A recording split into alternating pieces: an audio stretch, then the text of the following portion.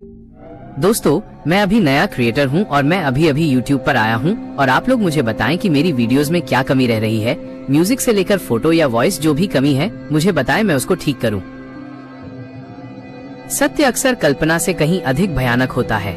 हम जिन रास्तों पर रोज चलते हैं या जिन इमारतों में रात बिताते हैं, हमें अंदाजा भी नहीं होता कि उनके अतीत की परतें कितनी खौफनाक हो सकती हैं।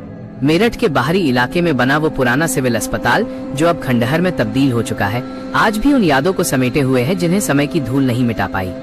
ये कहानी विकास नाम के एक व्यक्ति की है जिसने विज्ञान और तर्क के सहारे जीवन जिया था, लेकिन एक रात की उस काली घटना ने उसके वजूद को ही हिलाकर रख दिया। जब हम किसी अनजान जगह के पीछे के सच को जानने की कोशिश करते हैं तो कभी कभी वो सच हमें खुद निगलने के लिए तैयार खड़ा होता है। ये मेरठ के उस अस्पताल का वो काला सच है जिसे सरकारी फाइलों में दबा दिया गया, लेकिन वहाँ की दीवारों पर आज भी खून के छींटे और चीखें दफन है। ये केवल एक डरावनी घटना नहीं है, बल्कि एक आदमी के रूहानी पतन की दास्तान है जो 2017 की उस काली रात से शुरू हुई थी और आज भी उसकी रूह को नोच रही है।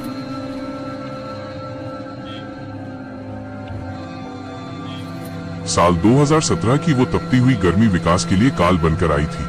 विकास एक टेलीकॉम कंपनी में सीनियर सर्वेयर था और उसका काम था उन इलाकों को खोजना जहां नेटवर्क का विस्तार किया जा सके।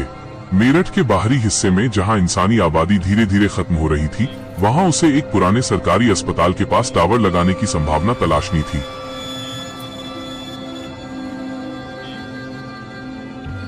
वो अस्पताल 1960 के दशक से बंद पड़ा था।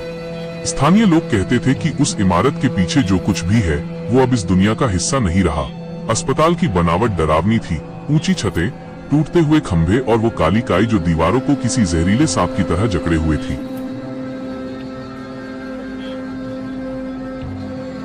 जब विकास पहली बार वहां पहुंचा तो उसे लगा कि जैसे वो अस्पताल सांस ले रहा हो।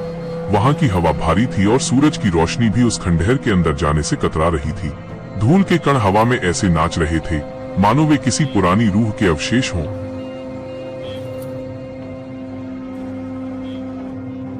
विकास ने अपने काम की सहूलियत के लिए अस्पताल के मुख्य द्वार से कुछ दूरी पर अपना कैंप लगाया। उसके साथ उसका एक सहायक अंकित भी था।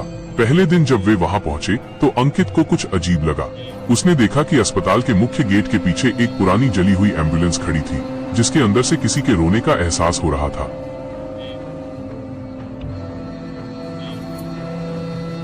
लेकिन जब उन्होंने करीब जाकर देखा तो वहां सिर्फ खाली सीटें और धूल भरी हुई थी। अंकित की तबीयत अचानक खराब होने लगी। उसे तेज बुखार चढ़ गया और उसे उसी शाम शहर वापस भेजना पड़ा। अब विकास उस वीरान इलाके में पूरी तरह अकेला था। रात ढलते ही उस इलाके में एक ऐसा सन्नाटा पसर गया जो कानों को फाड़ने वाला था। विकास ने देखा कि अस्पताल की पुरानी इमारत के पीछे जो घना जंगल और कब्रिस्तान था, वहां से एक अजीब सी नीली धुंध उठ रही थी। वो धुंध साधारण नहीं थी, वो जमीन से चिपक कर चल रही थी जैसे कोई अदृश्य जीव रेंग रहा हो।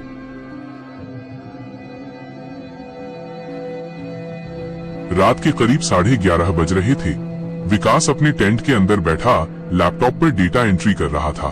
तभी उसकी टॉर्च की रोशनी में उसे टेंट के कपड़े के ठीक पीछे एक लंबी परछाई दिखाई दी। वो परछाई बिल्कुल स्थिर थी। विकास का गला सूख गया। उसने सोचा कि शायद कोई जंगली जानवर होगा, लेकिन वो आकृति बिल्कुल इंसानी थी। उसने हिम्मत जुटाई और हाथ में एक लोहे की रॉड लेकर बाहर निकला। बाहर घना अंधेरा था और टॉर्च की रोशनी भी जैसे उस अंधेरे के पीछे खो रही थी। उसने अस्पताल की मुख्य इमारत की ओर देखा। दूसरी मंजिल की एक खिड़की के पीछे उसे एक जलता हुआ दिया दिखाई दिया। ये असंभव था क्योंकि वहां सालों से कोई इंसान नहीं गया था। विकास ने अपनी टॉर्च उस खिड़की पर मारी तो उसे एक चेहरा दिखाई दिया जिसके गालों का मांस लटका हुआ था और उसकी आंखें केवल 2 गहरे गड्ढे थे। वो चेहरा उसे नीचे आने का इशारा कर रहा था। जिज्ञासा और डर के बीच झूलते हुए विकास ने अस्पताल के अंदर जाने का फैसला किया। जैसे ही उसने लकड़ी के भारी दरवाजे को धक्का दिया, वो बिना किसी शोर के धीरे से खुल गया। अंदर की गंध असहनीय थी, सड़ा हुआ मांस, पुरानी दवाइयां और जंग लगा हुआ लोहा। विकास अपनी टॉर्च की रोशनी में आगे बढ़ा।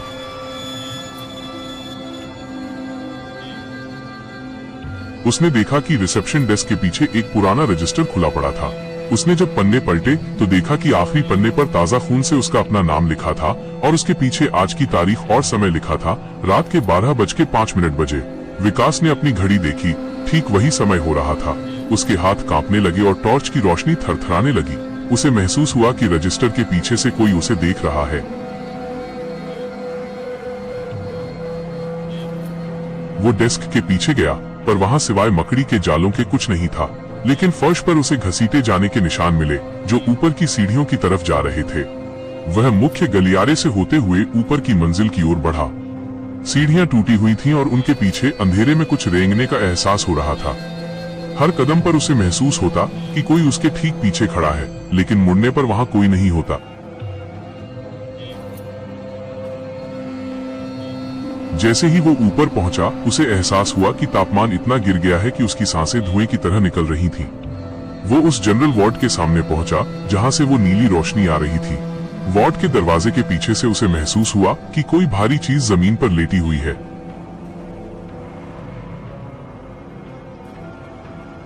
उसने दरवाजा खोला। अंदर का नजारा रूह कंपा देने वाला था। वहां रखे हर बेड के पीछे एक धुंधली आकृति बैठी थी, जैसे वे किसी डॉक्टर का इंतजार कर रहे हों। बीचों बीच एक ऑपरेशन टेबल थी, जिसके पीछे एक बड़ी छाया दीवार पर नाच रही थी। जैसे ही विकास आगे बढ़ा, वे सभी आकृतियां एक साथ उसकी तरफ मुड़ी। उनकी आंखों की जगह सिर्फ खाली अंधेरा था। तभी कमरे के कोने में रखी एक पुरानी अलमारी के पीछे से एक आकृति बाहर निकली। वो वही जला हुआ डॉक्टर था। उसका आधा चेहरा पूरी तरह से जल चुका था और उसकी जबड़े की हड्डियां बाहर निकली हुई थीं।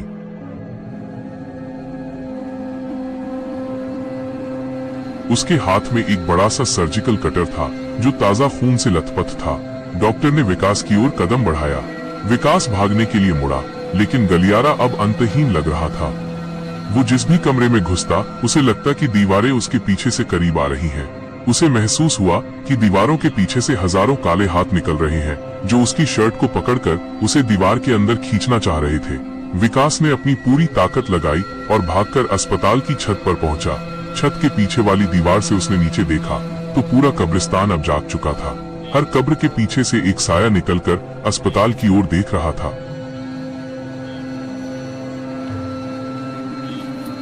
विकास की सांसें फूल रही थीं। उसने छत के एक कोने में खुद को छिपाने की कोशिश की, लेकिन उसे महसूस हुआ कि उसके पैरों के पीछे कंक्रीट का फर्श गल रहा है। वो कोई फर्श नहीं था, बल्कि उन मरीजों की रूहें थीं जो उस अस्पताल में दम तोड़ चुके थे।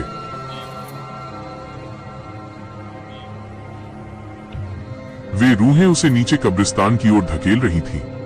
विकास ने देखा कि उस जले हुए डॉक्टर ने छत का दरवाजा तोड़ दिया था। वो डॉक्टर अब विकास के बिल्कुल सामने था। उसने अपना सर्जिकल कटर हवा में लहराया और विकास के सीने के पीछे वार करने की कोशिश की।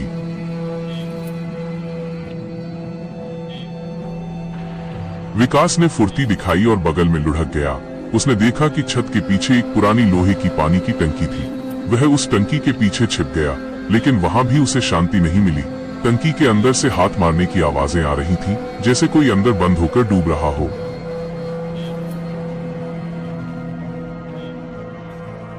विकास ने हिम्मत जुटाई और छत से लगी एक पुरानी पाइप के सहारे नीचे उतरने का फैसला किया।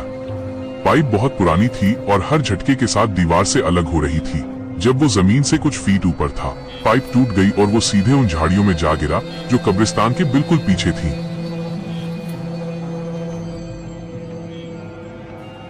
वहां का सन्नाटा अब चीखने लगा था। विकास ने देखा कि झाड़ियों के पीछे से सफेद कफन पहने लोग उसकी ओर रेंग रहे थे। वे कोई बात नहीं कर रहे थे, बस उनकी उपस्थिति ही जानलेवा थी। विकास अपनी जान बचाकर उस कच्चे रास्ते की ओर भागा जहां उसकी गाड़ी खड़ी थी। उसने जेब से चाबियां निकाली, लेकिन उसके हाथ इतने कांप रहे थे कि चाबी बार बार गिर रही थी। जैसे ही उसने गाड़ी का दरवाजा खोला और अंदर बैठा, उसे डैशबोर्ड के आईने के पीछे से उसी डॉक्टर का प्रतिबिंब दिखा। उसने गाड़ी स्टार्ट की और पूरी रफ्तार से मेरठ की ओर भगा दी। उसे लगा कि वो बच गया है, लेकिन जब उसने पीछे मुड़कर देखा तो वो अस्पताल की इमारत अभी भी उतनी ही करीब थी जितनी पहले थी।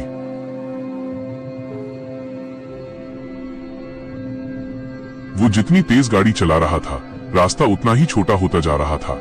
उसे एहसास हुआ कि वह उस अस्पताल के प्रभाव क्षेत्र से बाहर नहीं निकल पा रहा है। तभी अचानक उसकी गाड़ी के पीछे वाले टायर फट गए। गाड़ी अनियंत्रित होकर एक बड़े बरगद के पेड़ से जा टकराई।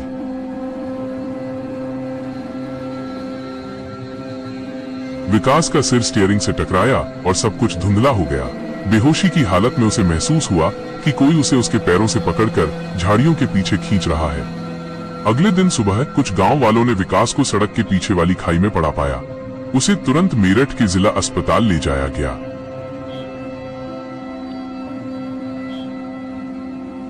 जब वो होश में आया तो उसने सबसे पहले अपनी पीठ की जांच की।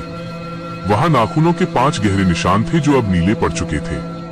डॉक्टरों ने कहा कि ये किसी जंगली जानवर का हमला हो सकता है, लेकिन विकास जानता था कि वो क्या था।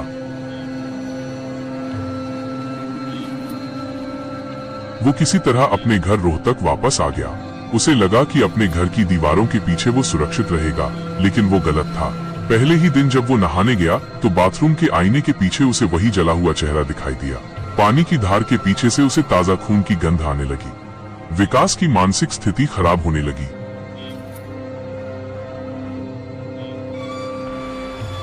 वो रात भर सो नहीं पाता था, क्योंकि उसे लगता था कि उसके बिस्तर के पीछे कोई बैठा है जो उसे सोते हुए देख रहा है। उसने रोहतक के सबसे प्रसिद्ध तांत्रिक पंडित दीनानाथ को बुलाया। पंडित जी ने घर में कदम रखते ही अपना माथा पकड़ लिया।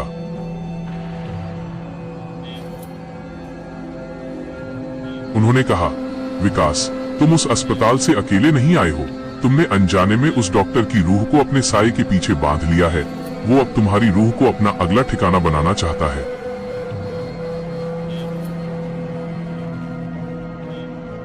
पंडित जी ने घर के चारों कोनों में गंगाजल छिड़का और घर के पीछे वाले आंगन में एक विशाल हवन कुंड तैयार किया। उस रात अमावस्या थी। पंडित जी ने विकास को हवन कुंड के पीछे बैठने को कहा और उसे सख्त हिदायत दी कि चाहे जो हो जाए वो अपना घेरा नहीं तोड़ेगा।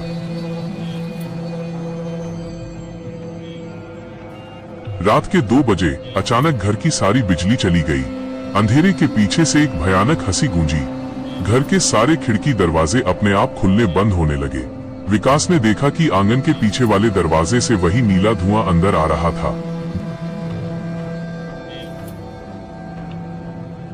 धुएं के बीच से वो जला हुआ डॉक्टर प्रकट हुआ।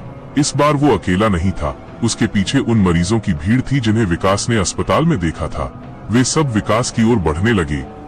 पंडित जी ने मंत्रों का जाप तेज कर दिया, लेकिन उन रूहों की ताकत बहुत ज्यादा थी।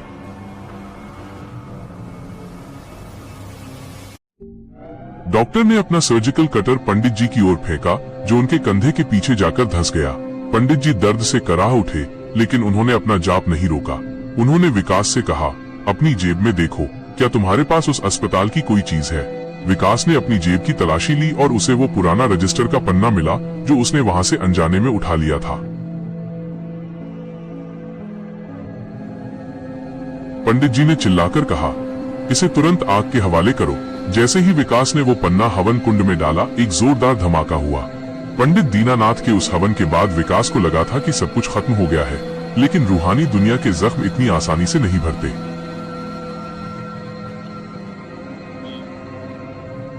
घटना के ठीक 1 साल बाद विकास को फिर से एक प्रोजेक्ट के सिलसिले में मेरठ के उसी हाईवे से गुजरना पड़ा।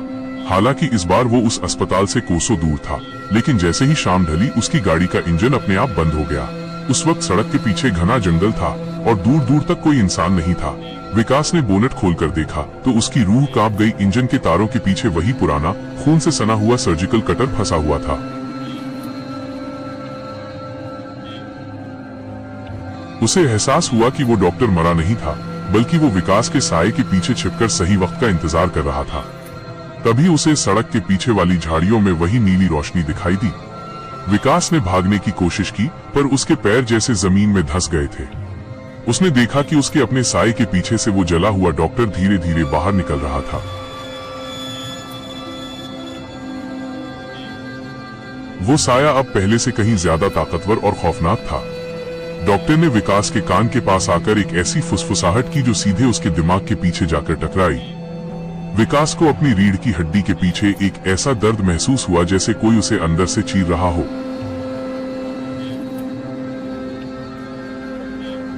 विकास को याद आया कि तांत्रिक ने कहा था कि उस अस्पताल के पीछे एक गुप्त तहखाना है जहां उस डॉक्टर ने अपनी शैतानी साधना की थी। जब तक वो तहखाना और उसमें रखी उसकी डायरी नष्ट नहीं होती, वो डॉक्टर किसी न किसी रूप में वापस आता रहेगा।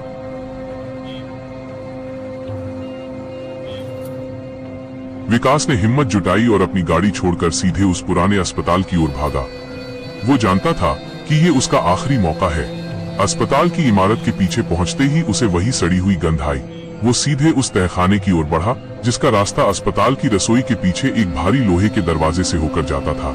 रसोई का फर्श अब पूरी तरह गल चुका था और उसके पीछे से हजारों भूखे हाथ बाहर निकल रहे थे।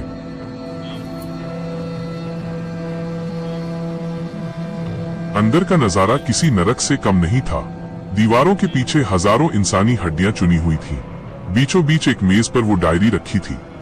जैसे ही विकास ने डायरी उठाई, उस डॉक्टर की रूह ने उसे पीछे से दबोच लिया। डॉक्टर का चेहरा अब विकास के चेहरे से सटा हुआ था और उसकी सांसों की गर्मी विकास की त्वचा के पीछे तक जलन पैदा कर रही थी।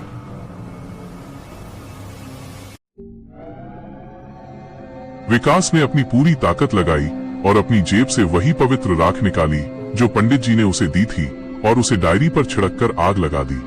एक ऐसी चीख गूंजी जो अस्पताल की दीवारों के पीछे सदियों तक दफन रहने वाली थी। पूरा तहखाना ढहने लगा और मलबे के पीछे वो डॉक्टर हमेशा के लिए दब गया। विकास किसी तरह उस मलबे के पीछे से बाहर निकला और जैसे ही वो बाहर आया, उसने देखा कि वो पूरी इमारत जमींदोज हो चुकी थी। सूरज की पहली किरण ने अस्पताल के मलबे के पीछे छिपे सारे रहस्यों को जला दिया था।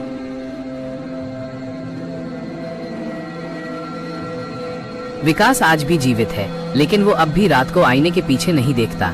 उसकी पीठ के पीछे के निशान अब गायब हो चुके हैं, लेकिन उसके मन के पीछे वो डर हमेशा के लिए बैठ गया है। उसने अपनी लिमिट को तोड़कर उस खौफ का सामना किया और आज वो जीवित है।